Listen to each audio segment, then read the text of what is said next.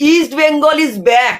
Orissa FC কে 3-0 উড়িয়ে দিয়ে পয়েন্টস টেবিলে 4 নম্বরে চলে এলো ইস্ট বেঙ্গল। আজকের ইস্ট বেঙ্গলে যত প্রশংসা করবো তত কম। মিগুয়েল নেই, আনোয়ার আলীকে নামায়নি, বেঞ্চেই বসে রেখেছিল। তা সত্ত্বেও 3-0 একটা ডমিনেটিং পারফরমেন্স ইস্ট বেঙ্গলের। উড়িষ্যার ঘরে গিয়ে উড়িষ্যার থেকে অনেক উড়িষ্যা তো ধারে কাছেই ছিল না। ইস্ট বেঙ্গল দল দেখিয়েছে এই দলের মধ্যে অ্যাটাকিং কতটা ক্ষমতা আছে। স্পেশালি এসেসারি আজকে তিনি যে দুটো গোল করেছেন, স্পেশালি সেকেন্ড যে গোলটা করেছেন, ভাই বোঝা যায় যে এসেসারির মধ্যে কত ভালো ফিনিশিং আছে। মাঝে মাঝে কি হয় এসেসারি ইজি গোল মিস করে কি করে কে জানে। মানে ইস্ট বেঙ্গল আজকে সত্যি বলছি দারুণ দারুণ দারুণ ফুটবল খেলেছে। সব থেকে বড় ইস্ট বেঙ্গলের অস্ত্র কি জানেন? সেটা হচ্ছে ইস্ট বেঙ্গলের দুটো উইং। যেভাবে এক পাশ থেকে বিষ্ণু আর এক পাশ থেকে বিপিন দুজনে খেলছে, যত প্রশংসা করবো তত কম। অবিশ্বাস্যকর ভালো। আমি মনে আছে ইস্ট বেঙ্গল যবে থেকে প্রথম ম্যাচ নেমেছিল সেদিন থেকেই বলেছিলাম যে পিভি বিষ্ণুকে খেলা প্লেইং 11-এ।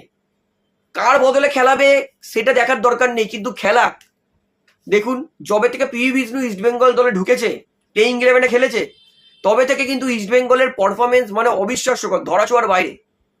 আজকের আমি তো ভাবছিলাম যে মিগুয়েল ছাড়া ইস্ট বেঙ্গল কতটা আক্রমণ ক্রিয়েট করতে পারে। বিপিন আর এই পাশ থেকে আপনার বিষ্ণু, এরা দুজনে বললো যে ডোন্ট ওয়ারি আমরা তো আছি। মানে দুজন দুপাশ থেকে মানে কি মাইনাস দিচ্ছে, পিন পয়েন্ট মাইনাস। মানে মনে হচ্ছে ওই জায়গায় আমি থাকলে আমিও হয়তো গোল মেরে দিতে পারবো। প্রথম গোল যেটা বিপিন মেরেছে 11 মিনিটে, যেই বলটা দিয়েছিল বিষ্ণু, আমি তো ভাবছি ওই জায়গাটা আমি থাকলে আমার একটা গোল হয়তো হয়ে যেত। এত সুন্দর মানে ওই গোলটা হয়েছে বিপিনের, কিন্তু ওই গোলটা 95% ক্রেডিট বিষ্ণু ছিল। ইস্ট বেঙ্গলের উচিত ছিল প্রথম হাফে আরো একটা গোল তুলে নেওয়ার। ঠিক আছে, প্রথম হাফে গোল তুলতে পারিনি। 2 মিনিটে যেটা শুরুতেই যেটা এডমুন্ড হেড মিস করেছে ওইটা কিছু বলার নেই। একদম হ্যান্ড শেকিং ডিস্টেন্স থেকে এডমুন্ড হেড করতে পারিনি। প্রথম হাফে ইস্ট বেঙ্গলের দুটো গোল করা উচিত ছিল, কিন্তু ইস্ট বেঙ্গল 1-0 এগিয়ে ছিল। সেকেন্ড হাফেও ইস্ট বেঙ্গল গোল পাওয়া অনেক আগে উচিত ছিল, কিন্তু যখন নামলো এসেসারি 71 মিনিটে যে গোলটা মেরেছে, ওটা গোলকিপারের সামান্য ফাম্বলিং এর জন্য হয়েছে, ওটা গোলকিপারের একটু হলে দোষ দেওয়া যায়। কিন্তু সেকেন্ড গোল যেটা এসেসারি করেছে অবিশ্বাস্যকর।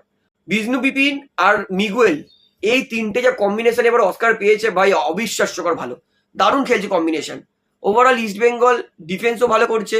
তো ওভারঅল বলবো অস্কারের ট্যাকটিক্স ঠিকঠাক বসেছে। অস্কার ফাইনালি নিজের বেস্ট কম্বিনেশনটা পেয়েছে। দুটো সাইডে দুটো ভালো ভালো উইঙ্গার খেলাচ্ছে, সামনে স্ট্রাইকার, পিছনে যদি মিগুয়েল আসে মিগুয়েল। তো ওভারঅল ইস্ট বেঙ্গল নিজের একটা মানে সেট টিম পেয়ে গেছে। সেট ইস্ট বেঙ্গল হারানো কিন্তু সামান্য ডিফিকাল্ট হবে। আমি এইটুকুনি এইবারে কনফার্ম ধরছি যে ইস্ট বেঙ্গল, মোহনবাগান, গোয়া আর মুম্বাইয়ের মধ্যে কিন্তু শেষমেশ লড়াই হবে কে চ্যাম্পিয়ন হবে। ইস্ট বেঙ্গল আজকে যে পারফরমেন্স দেখিয়েছে, এই পারফরমেন্সটা যদি ক্যারি ফরওয়ার্ড করতে পারে তাহলে কিন্তু 17ই মে ডার্বি ডিসাইড করবে যে কে চ্যাম্পিয়ন হবে, মোহনবাগান না ইস্ট বেঙ্গল। তো ওভারঅল আজকে আমার জন্য ম্যান অফ দ্য ম্যাচ আপনি বিষ্ণুকেই দিই, আমি বিষ্ণুকেই দেবো। তো ইসেসারি হয়তো গোল করেছে, কিন্তু বিষ্ণু যা খেলেছে অবিশ্বাস্যকর ভালো। তো আমি তো ম্যাচটা দারুণ উপভোগ করেছি ইস্ট বেঙ্গলের খেলা। তো আপনি ম্যাচটা কত উপভোগ করেছেন সেটা আমাকে অবশ্যই কমেন্টে জানাবেন। তো ভিডিওটা এখানে শেষ করছি, আশা করি ভালো লাগলো। তো ভিডিওটি ভালো লাগলে অবশ্যই লাইক করুন, কমেন্ট করুন, শেয়ার করুন এবং চ্যানেল সবাইকে অ্যাক্টিভ করে রাখবো, যেহেতু এখানে আপনারা খেলার সমস্ত রকম আপডেটস পেয়ে যাবেন। তারা অবশ্যই পাবলিক ভিউ কলকাতা চ্যানেলটিকে সাবস্ক্রাইব করে বেল আইকন প্রেস করে অল করে রাখবেন। ধন্যবাদ।